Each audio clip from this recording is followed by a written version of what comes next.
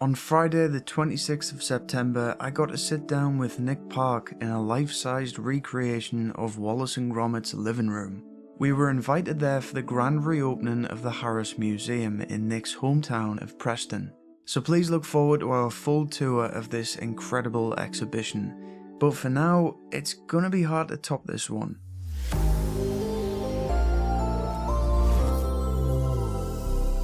So, hello and welcome, some boy online in Preston, very cool, with Nick Park, because we're at this amazing Wallace and Gromit exhibition at the Harris Museum. I didn't realise how big this would be. It's pretty incredible, I think. It's amazing, isn't it? And I kind of wondered, you know, we'd grown up in Preston, obviously the location inspired a lot of elements in Wallace and Gromit. So did you have any, you know, in your childhood, was the Harris something that was a part of that? Yeah, I mean, the Harris being so centred to it was a town of Preston back then, now it's a city. It was always a real important landmark, you know.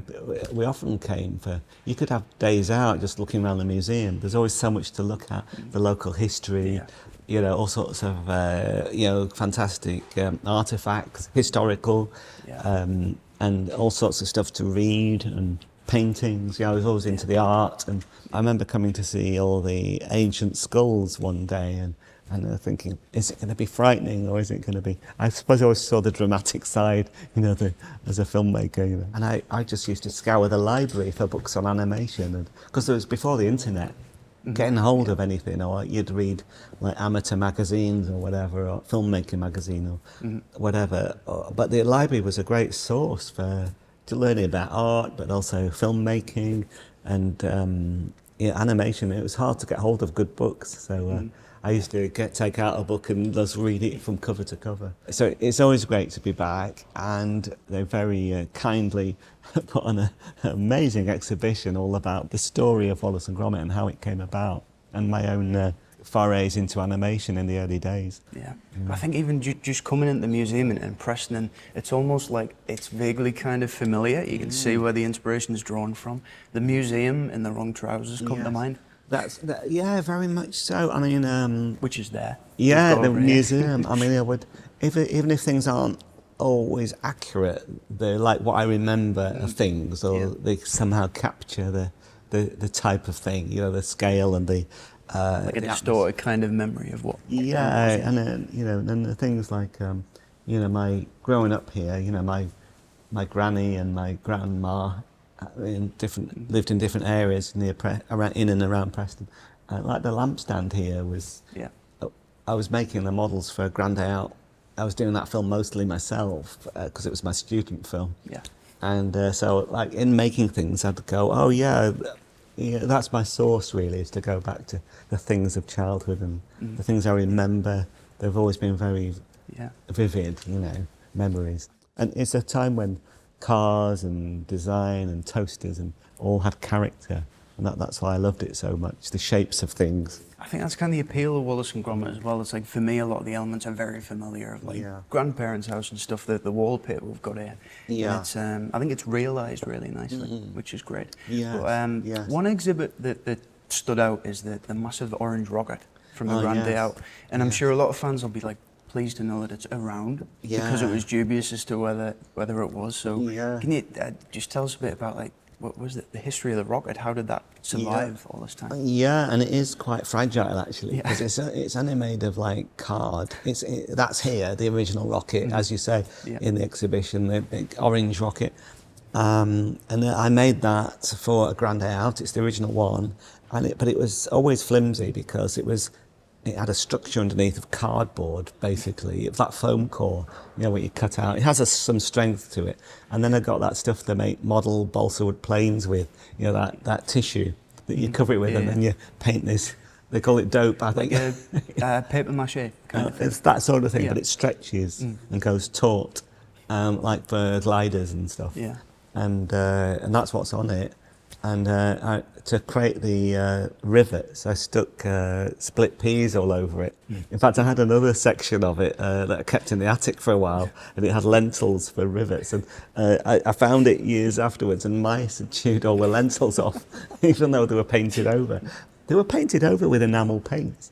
and but somehow mice had sensed that they were edible and ate It's them. ironic because there's mice in the scene, isn't it? When the Yeah, rocket takes that's off, ironic, but yeah, that But it is. looks so solid and metal on screen. Yeah. And I think it's a good example of the Yeah. kind of craftsmanship of all the Yeah. props and everything, like the were-rabbit Yeah, over there, and it's that's like right. they all look so kind of real, tangible. Which It's all an illusion. Yeah, it is. It really is. And it's amazing what you can create something that's made of card, like the rocket, but if you then tap it and put a sound effect of metal, everyone believes it's metal. Yeah. That's the magic of film or cinema, really. It was definitely kind of present in that original film, A Grand Day Out, as well. Yeah. I mean, with all the exhibits here, could you pick a favourite out of them? Out of all the exhibits, Yeah. oh, that's a tricky one. I mean, I thought most of the Wrong Trousers museum scene was lost in the fire in 2005, but there was part of it was out in an exhibition and they've managed to salvage it.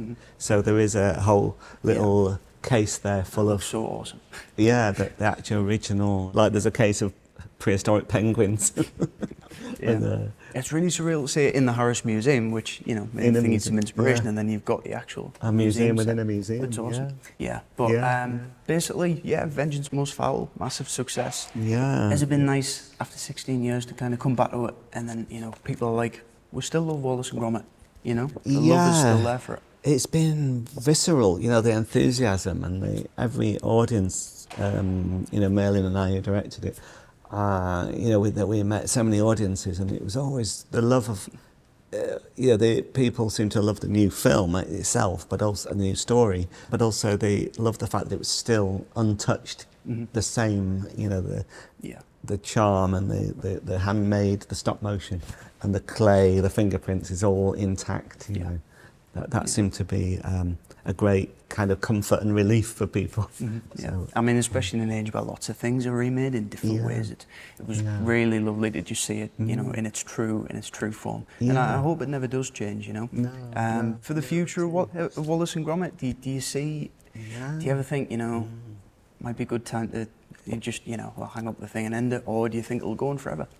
well, I'd like to think there's a future for it. Yeah, I do. I would like it to carry on, really. But I think no matter what the technology, it's about ideas, you know, and about characters and stories.